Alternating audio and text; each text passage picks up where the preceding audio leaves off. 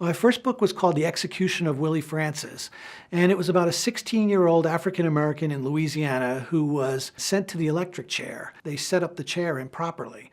And so Willie Francis was strapped into the chair and he received all this electricity, but not enough to kill him. I was going through a lot of records from the Willie Francis case, and I saw Thurgood Marshall's name appear several times in memos, basically advising the defense lawyers.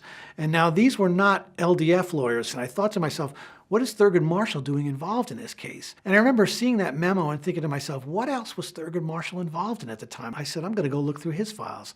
And I found this case in Groveland. And it was a criminal death penalty case. 4 African Americans falsely accused of rape facing the electric chair. And Marshall and these young LDF lawyers were just frantic and up against the clock trying to save their lives. I just felt like I had to know more.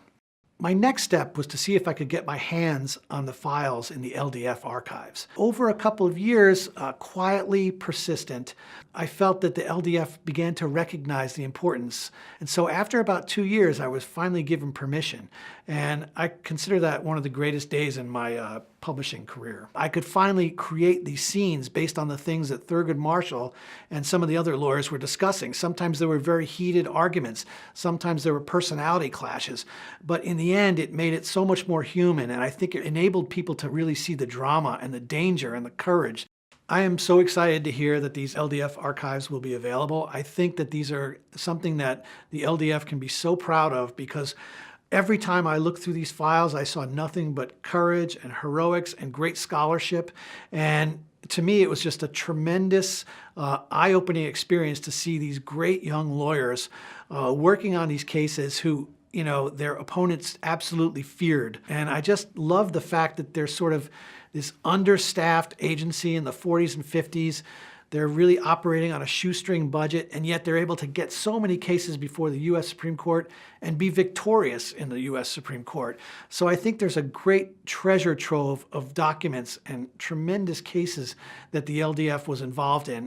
To see how these LDF lawyers really cared about their clients. They really felt that they were the last line of defense. And I think that sometimes lawyers, when they're looking at briefs, it becomes a legal document based on the law. And what I think you really learn in these LDF archives is that these are cases about human lives. One of the things that moved me most was how much these lawyers really cared about trying to save lives. It's the humanity that touched me most.